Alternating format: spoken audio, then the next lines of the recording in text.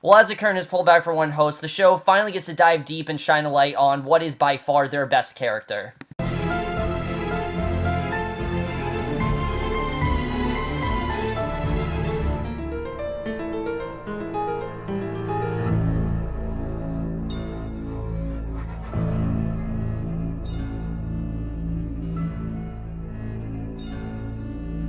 Hey guys, I'm here for Westworld, Season 1, Episode 6, The Adversary, and I was definitely looking forward to this episode. Every single episode of the show just seems to be getting better and better and better, and last week's episode especially was just very impressive with the direction that we were headed, with the knowledge that we were getting.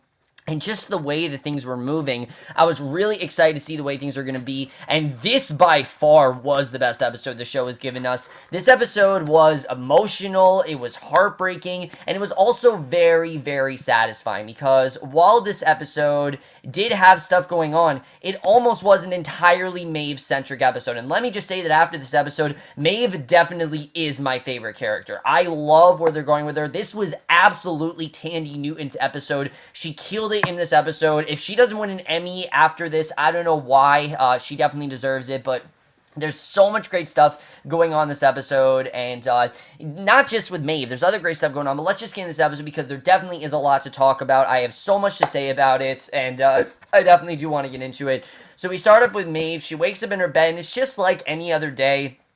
She heads into the saloon, and she goes to Clementine, asks if she had a late night talking or fucking, and reminds her that she's only getting paid for the latter. Clementine says she gets paid when they're grateful, and it's not always about what's between her legs. So she then notices a newcomer with a rough look to him. Maeve tells her to go find a mirror and finish putting on her face and volunteers to take care of the guest. So she gets him in a room. He asks if she's going to take her clothes off, and this is the perfect example of the way that the guests treat the host, just the way you see this. I mean, right away, he's thinking that she wants to have sex with him. That's what he's thinking. I mean, she's someone who is a prostitute. She's someone that does this in general, and she says she would, but by the time she gets to her knickers, she suspects he'd be done anyway. He then pushes her into a mirror, literally starts to, rape her, and then she basically goads the guest into murdering her as he chokes her. I mean, just really fucked up stuff right there, but this then leads her to wake up in the body shop, and you get the sense that the reason that she wants to be here is that time has definitely passed. That conversation that she had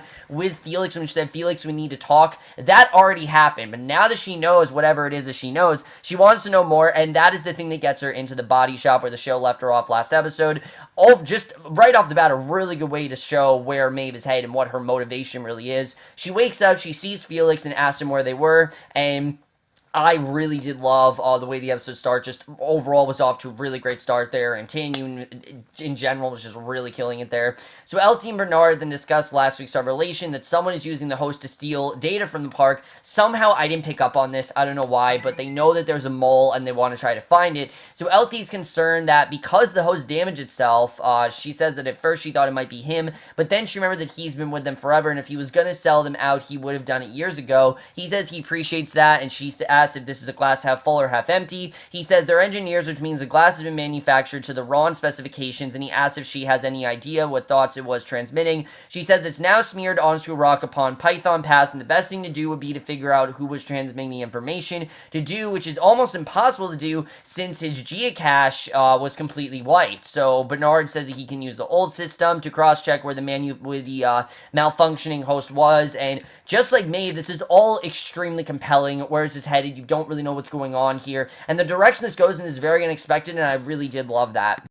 So Bernard then heads down to lower levels to check. He discovers that there are actually 5 other hosts running around the park that aren't linked up to the park's current system. So there's 6 strays for some reason. We don't know why, but someone has sent out 6 strays to, I guess, basically sabotage the park. That's what I'm getting from it. And Ford and a team of employees walk into Lawrence's old hometown, and I thought it was cool to see Ford out of his element in this episode. We're so used to seeing Ford all closed up, in headquarters, having the power over Bernard or chastising someone, and in this scene, this was way different. This was more of getting us to see Ford, why he designed this, what he really plans to do. I really like that. Ford and the team of employees walking to Lawrence's old hometown. Although the employee says they'll need to demolish the town for Planned Canyon, part of Ford's new storyline, Ford says they disrupted the park enough and says to stop the canyon and destroy the town. And as he leaves, he looks knowingly at a carving of the maze symbol. And when he returns to his office, he pulls in a notebook. He looks at a sketch of the maze's symbol, and he knows that there's definitely something about the maze, and we finally get some insight actually about the maze, which I loved. I love that we now know what's going on with it, because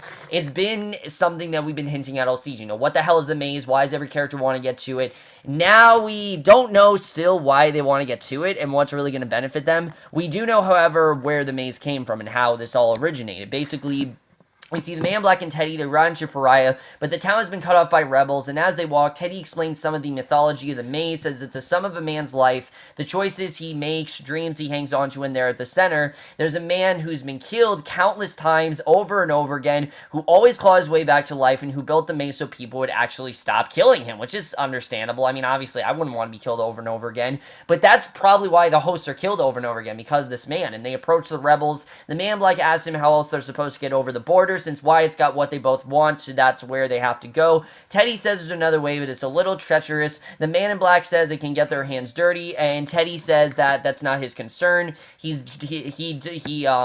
does what suits him, but he's going all the same and wants to find Dolores, who, let me just say, does not have a single scene in this entire episode, which that is very risky. When you completely get rid of your main character for an episode, it actually worked really well here. Honestly, I'm not going to say that I didn't miss her, because I love Evan Rachel Wood in the show, but Tandy Newton is, I think, the best actress in this show. She's absolutely killing it in this role, and I was happy that we got the spotlight on her. I thought it worked really well for the most part, and I really, though I missed her, I understood why they had to get rid of her, and that void really was not there for me because of the fact of how great Tandy Newton really was.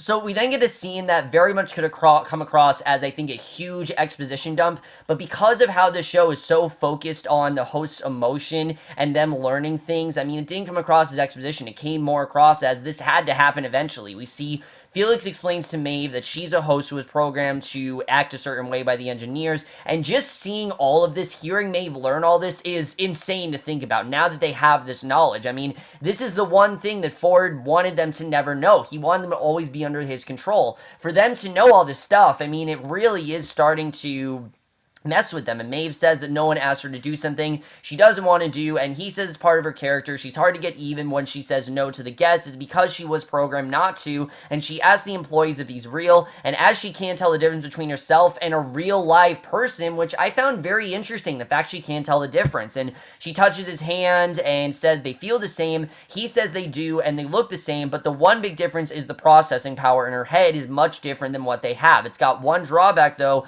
her under our control. They're control. They can change her however they'd like and make her forget. And he says he guesses not her, and that can't happen anymore. As we know, people are starting to, hosts are starting to remember things. So it doesn't really seem like that part of her brain is really intact anymore. And he says he doesn't understand how she's remembering all this or how she's waking herself up, but everything in her head, they put in there, and again, it's just a really well done scene. She obviously thinks this is complete bullshit. I mean, she does not believe this for a second, says no one knows what she's thinking. He says he'll show her, and then he pairs his handheld device, and he actually shows Maeve her thoughts in real time, which she thinks is just a cheap trick. She says she's ran a brothel for 10 years, and she knows when she's being fucked with. She says it can't possibly be true, and this ultimately causes her to shut down. I mean, she just can't see this kind of stuff. It's not in her program. It's not something that Ford wants her to see, so it made sense why she shut down. It seems like anytime a host gets close to finding out what's going on, they shut down immediately. But what I like is that that's not the end of this all. They could have easily ended with Maeve shutting down, but there's a lot more to it than that, and I really did like that. So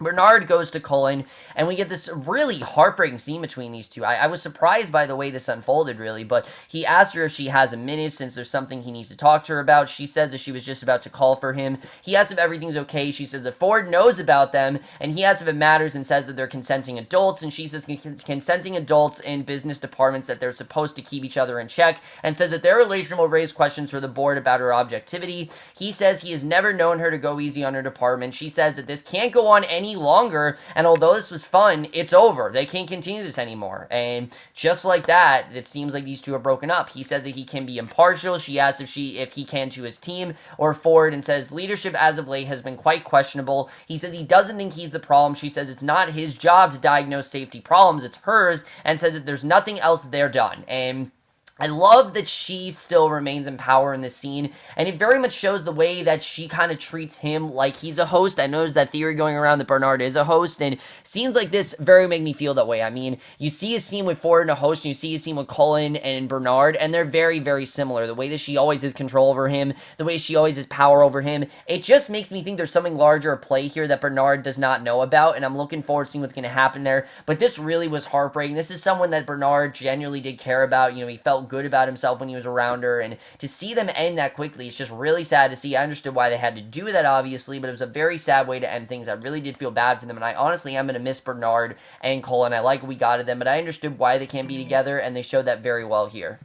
So luckily, Felix is able to find a way to restart Maeve, and she immediately sees the other parts of the building and what goes on upstairs, and he says, you know, she wants to see it. Now that she knows that there are other parts of the building, she wants to see everything, and you understand why. I mean, this is someone who feels like she's been trapped in a lie, and she wants to see the reality of it all, and he says no, but she touches his hand, and we get this incredible scene that I love the way the scene was done.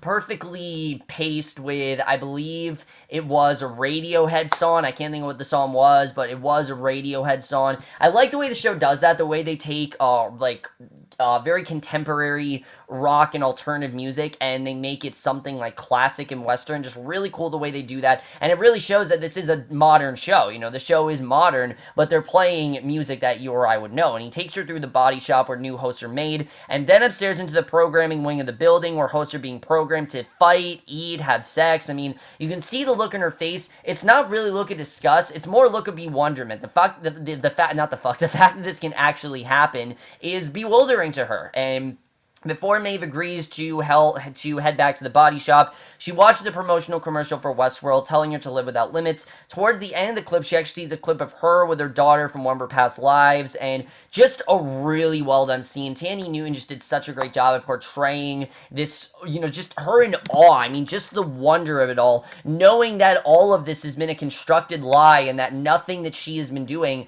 has actually been real, and that she really doesn't have many consequences in life, is really eye-opening to her. I mean, you definitely see that. This is something that she's never really thought about, but now that she knows, it's probably going to change the entire way she goes about things. And why wouldn't it? I mean, if I knew that I didn't really have many consequences to what I did, I just do whatever because nothing bad could happen to me. And that's kind of how it is for the host. I mean, yes, they get hurt, but they're immediately reprogrammed. They're immediately put back in their setting. Nothing bad can really happen to them. And you really do see that here. But back in the body shop, Maeve asks how they had her dreams, so he explains how they often reprogram hosts for new roles, and she says that she's been at the Mariposa for 10 years, and before that she was in New Orleans. He says that she's only the madam at the Mariposa for the last year, or so. They don't rewrite her completely. They could, but it would be too much work, since it takes thousands of hours to build her personalities. Usually they just tweak her a little bit and drop her into a new role, and we see Sylvester, you know, the guy who was,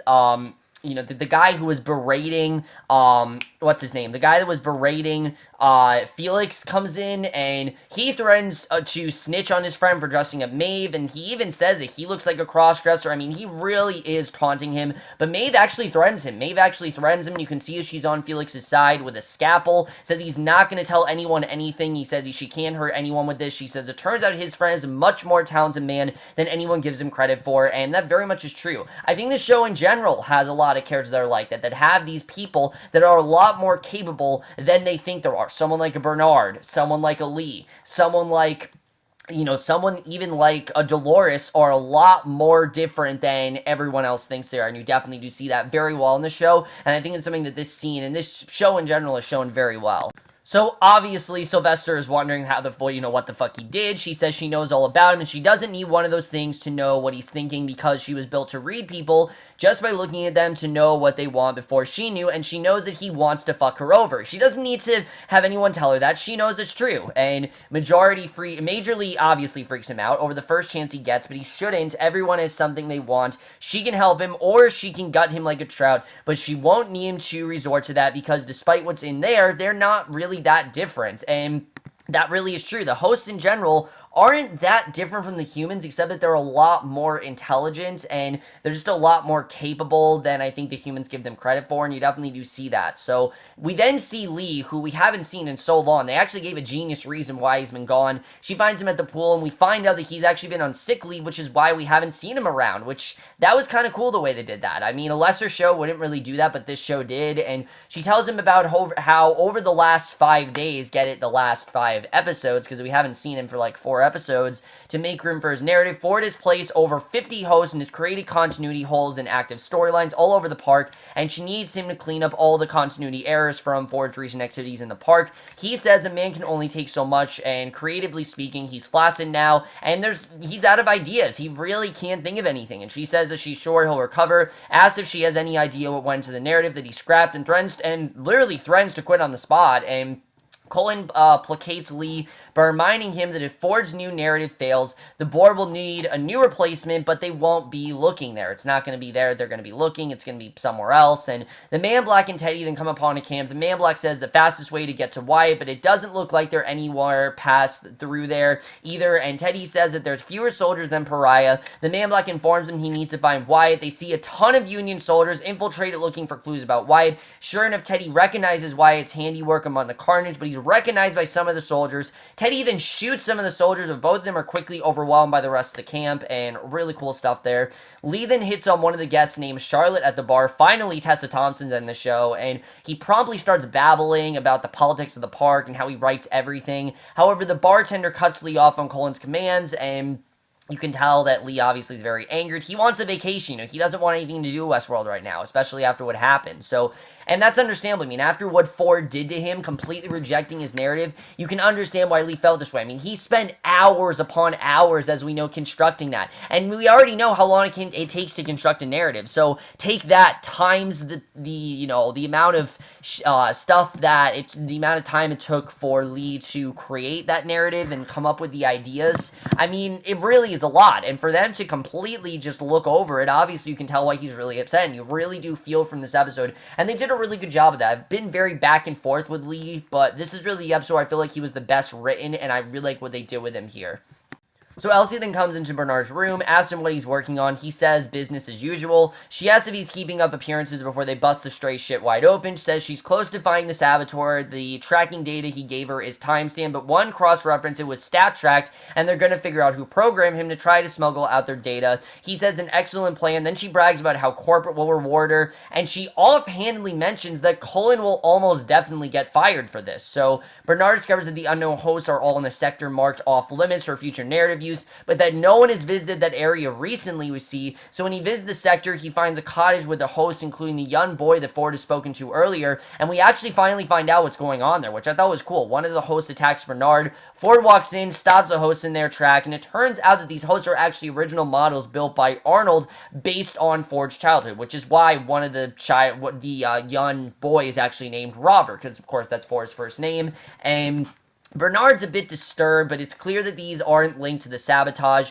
and, he's definitely concerned, what exactly is going on there, because it's very weird the way that went, but I thought overall it was a good reveal. I liked the way it was done. I like seeing the way that Ford has a lot more control over this, and again, he kind of had creative control, you definitely see, and he still does, but basically, Stubbs then goes to Lee, who Stubbs is barely in this episode. Stubbs, in general, has been very snubbed in this show. I want to see a little more from him, but he tells him to keep his eye on Pariah. They're running close in capacity now, and he causes a disturbance by peeing over the command center, but instead of firing him, Cullen actually introduces Lee to Charlotte, the guest that Lee hit on earlier, and she's actually a member of the board who has arrived to oversee certain transitions in leadership, and that's why she's there. So I thought that was honestly a pretty cool twist the way it was done, but Bernard then requires a list of all the hosts originally created by Arnold in an attempt to get to the bottom of their saboteur. The soldiers try to brand Teddy with the Mace symbol for his Baster's role in Wyatt's massacres, but Teddy actually breaks free. He ends up mowing down the entire camp with a Gatling gun. I mean,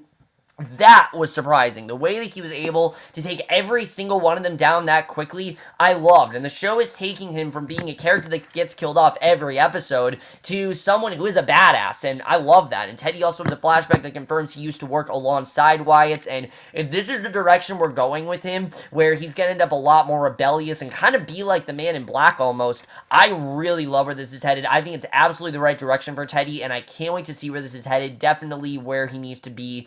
And I am all for where they're going with this. I think this is fantastic overall. I think James Marsling, I say he's doing a fantastic job as this character, and in general, I'm loving what they're doing with Teddy so far. Really good stuff there. Elsie tells Bernard that the satellite is a Devo satellite, and that the voices the host had been hearing was caused by a broadcast inside the park. She heads to an abandoned theater inside the park to find the source of the transmission. Ford then finds his younger host, Counterpoint, says he wants to play fetch with the dog host. However, the Robert Boy shows Ford the dog's body dead with blood pouring from its mouth. Really weird scene overall, but again, I like the way that was done. So then we get to this really great twist where Elsie finds the transmitter in the theater. She pulls up a list of previous users, and meanwhile, Bernard visits Cullen. He was about to tell her about his suspicions about Ford, but Elsie calls him and says that Cullen is actually the saboteur, we find out. And this actually makes perfect sense if you really think about it. Why would Cullen not want to continue this with Bernard? Why would she be so intent on, trying to stay as, someone who's looking out for each other? And why would Cullen be so confrontational when it comes to Bernard? Because she's clearly, sabotaging the park. And Elsie also warns that something bigger is going on in the park, but Bernard says he'll have to call her back. And just the look on Bernard's face of him realizing that the one person that he's stuck by and kind of trusted in general is he can't trust at all. It's just really sad to see, and I thought overall it was a really good twist. I really did like where that's going. But Maeve, Felix, and Sylvester then go over Maeve's personality matrix, and Maeve wants to make some changes to her own personality. Sylvester protects her at first, but Maeve functionally blackmails him into complying. I like the way she did that, and the way that Maeve's able to get people and doing things for her, I really did like, and it's now vice versa, really. So Bernard calls Elsie back. Elsie says that someone else has accessed the other host and changed their prime directive. She suspects that it's Arnold, and he's saying, there's no way, Arnold's dead, but she knows that there's more to it. And Ford asks his younger host how the dog died. The host reluctantly admits that Arnold's voice told him to do it. Arnold told the boy that if the dog died, it couldn't hurt anything anymore. And I like that Ford's starting to get word that Arnold definitely is still out there, because we get this ridiculous storyline that, that people were crazy if they thought that Arnold was still out there, but I like this is going in a different direction. I think overall, I really do love where this is headed, but basically we see Elsie make some sort of discovery and the data pulled from the transmitter, but she's grabbed from behind by an unknown party, so we have no idea what that could have been that she found or anything like that, so that kind of sucked. I was hoping that maybe we get something more there, but no, unfortunately she just had to be grabbed from behind. I don't know why, but she did. Who took her, I don't know. But the body shop employees then discover that someone else has been altering Maeve's code, but Maeve convinces them to make changes to her anyways, so they up Maeve's level of perception to its maximum level, and after a brief moment she gasps, she turns to the body shop workers, says they're going to have some fun. We have no idea what she's talking about, but that is the way the episode ends. Really incredible stuff overall, guys. Absolutely love this episode, but let's just get into it and talk about where I think the rest of the show is going to go. So like I said, this was an incredible, game-changing episode. I think this really did show where the show is headed. There's so much interesting direction the show can go in, especially with Maeve. What exactly has happened to Maeve? I mean, now that we know that someone has been altering the codes of the hosts, what really is going on here? Are the hosts being used for more evil or intent? Are they doing this on their own, merits? Or is it really Arnold commanding them to do this stuff? That really is my question, because, look, Maeve says she answers to no one, but is that just something that Arnold has been telling her? I don't really know. I am 100% convinced, though, that the person that grabbed Elsie was, in fact, someone working for Arnold, or it was Arnold himself. I think he faked his death. I really do. I think he faked his death. I think he's set on destroying Ford's park and trying to turn it into what he thinks it should be, and we definitely see that that's kind of what's going on. I mean, remember, they're losing money. They're losing money. People aren't coming to Westworld anymore. You have people like William and Logan who are just kind of like overseeing it, and like I said, I think they're like surveying it, and now you have Charlotte Hale, who seems to be someone who is in fact, overseeing it. So definitely there's more of a sense that Westworld's kind of going to shit, and you definitely do see that here. That's very much what's going on, so I think that's very interesting. Now, what exactly is Cullen's goal? We don't really know, but Cullen, as we know, is now the one who's been the saboteur. She's the one who's messing with Westworld. She's the one who is kind of set on destroying it, and now you get why Ford was so antagonistic towards her and why he was so creepy towards her. He knew that there was something larger at play. He knew there was something going on with her, and he didn't trust her for a second, and honestly, that's understandable. I mean, now knowing what's going on and, what Cullen is actually capable of, I wouldn't trust her either. I completely side with Ford in that regard. I would not side with Cullen. I would not have Bernard trust her either. I really don't think Bernard should trust her. I don't think he will, but that definitely is in a very interesting place. And this whole thing with the dog's body, that scene in general, which is very creepy, but it also makes sense. I mean, if Arnold is telling them to do this, why is he telling them to kill the dog? I mean, is this like a thing where they're going to start with the dogs and they're going to go to the guests? I mean, we really don't know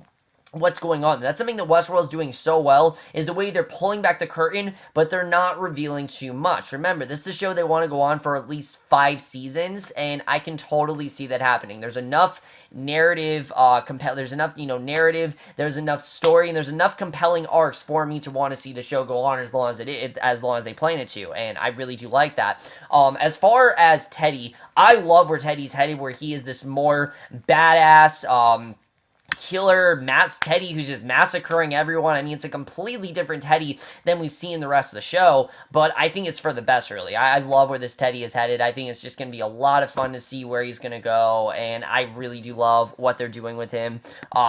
Really good stuff with Teddy in this episode. Definitely really did love it. I really felt bad for Lee here. I think this is the first episode where I genuinely did feel something for Lee. Not that I haven't, because I did like Lee as a character when he was first introduced, but I found him a bit arrogant and just kind of narcissistic and in general just kind of annoying. But in this episode, I really did feel for him. I mean, this is someone who has been literally slaving away and spending countless hours on just trying to create the perfect narrative, and he was completely shut down, and now he can't do anything about it. And I'm thinking that Cullen is really going to Lee to try to get him to mess with Westworld. That's what I think. Now that we know that Cullen is in fact the one who is the saboteur, I think that she wants to use Lee as a way to destroy Westworld. I think that very much is what's going on there. There's going to be a lot of tension between Cullen and Ford, and I think their scenes are going to make a lot more sense now. Why Cullen feels the way she does with Ford, why she's so different about it. I mean, she was a character that was very hard to read, and now you understand why, and I like where we're headed with her overall. I think that definitely is going to be very interesting. Dolores wasn't in this entire episode. Neither was Logan. Neither was William. That's a very risky decision because Dolores is one of the best parts of the show, but Maeve really did take front and center. I love where she's headed, and now that Maeve knows this information, you gotta think word's gonna get out. I mean, I'm sure Dolores is gonna find out soon, Teddy's gonna find out. I'm pretty sure the scene's gonna end with everyone knowing the knowledge that they're not real. I think that very much is what's gonna happen in this first season, and I think I'm fine with that. I really do love where that's headed. The fact that she now has this information, what's she gonna do with it? She's not gonna withhold it. She's gonna do something about it. We know that she's probably gonna tell Clementine. Clementine's probably gonna be one of the first people to know. But what is this really gonna do? I mean, again, Ford is losing control over these hosts, and you definitely do see that here. The only thing he seems to even have control over, his own family that Arnold designed for him, he doesn't even control over them. And I think that, in general, is very, very compelling. The fact that this is the guy who made all of this, and now it's starting to not become even his creation anymore. He has no control over these hosts, and that is completely compelling. I really am looking forward to seeing where they're going to go with all that, because in general, I love where all that is headed. The fact that he feels that he has no control over them, the fact that they're completely defying him, just all of that is so, so interesting. I love where, like I said, all this is headed, and there's just so many great directions that the show can go in from here, and I hope that the show recognizes that and they realize the potential that they really have, because this is a big show. It is. And my only big thing I will say with the show so far is that there are not too many characters, but because there are so many characters, we don't get to see them a lot. So I like the way the show, when we see these characters, they have pretty big moments. I mean, the only one it hasn't is really Stubbs. Stubbs hasn't really had that standout moment to me, but I think every other character really has had some big moment. Any character that's listed as a series regular, I totally get why they're a series regular, because they're great in what they do. They really are, and you really do see that here. I really loved what we got with all their characters. I really am loving what we're getting with all the characters. Guys, we only have 4 episodes left this season. Things look like they're about to get insane. I mean, Dolores looks like she's going to become a full-on badass next week. It looks like, you know, Maeve is striking out. Looks like Ford doesn't really know what to do. He doesn't really have control. I think we're going to start to see Ford unravel more and more and more. The maze does not seem like it's something that he's very excited about. He honestly seems very worried about it, because, like I said, we have thought that the maze was known to benefit the guests, and now we're seeing it's really benefiting the hosts. I think this is really going to give the hosts the purpose to change their narrative. If the man can stop himself from being killed, they're going to stop themselves from being killed. They're going to stop themselves from living this life. They're going to go in the direction they want to, and I think the maze, that is going to be the sole thing that gets Ford to possibly lose the host entirely, and that really makes me wonder about Bernard. There are a lot of theories out there about the show, but one of the most popular ones is that Bernard is in fact a host, and honestly, I'm starting to believe it. I really am. Just the way that people talk to him, the way that people look at him, it's not like the way they look at the other hosts. I mean, yes, Bernard's been there for so long,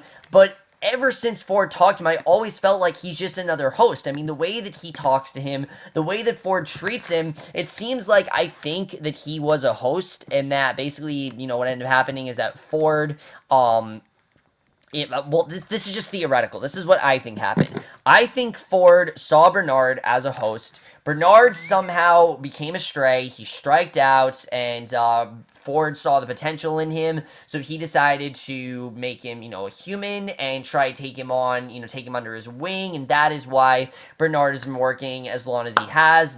I think that overall is very interesting, but I don't know if that's true. It's starting to seem like it could definitely make sense if he is in fact a host. I could definitely see that happening. The whole William is Logan theory is, I mean, the whole William is the Man in Black theory is absurd. I don't believe that for a second, but I am still interested in seeing what that's all about, really. What is the Man in Black really all about? And I'm really starting to think that he's not just there to see the ending of this. He's definitely there for a larger purpose. In fact, I think all the characters are there for a larger purpose. I think we don't really know what's going on yet. I think we're starting to get clues, but we still don't know the real stake and the real idea of what's really going on. And that's the thing that really keeps me watching the show and really makes me on edge throughout it. And I absolutely love that. I love where the show is headed. Overall, guys, the most guys saw this episode. Absolutely loved everything about this episode. I thought this is the episode that I have been waiting for. This episode gave me pretty much everything that I love in the show. It had the great characters. It had the great acting. It had some really compelling scenes, and just really gave me what I wanted the show to give me. But that's in my review. Hope you guys enjoyed it. Let me know what you guys thought of this episode. Love your thoughts on it. Like I said, Tandy Noon, if she doesn't win an Emmy, or at least get nominated, I'll be very surprised, as well as many other actors who deserve it, definitely. But that's my review. Hope you enjoyed. We'll see you guys in my next video, which will be for tonight's episode of Supergirl, and we'll see you guys for that. Okay, bye.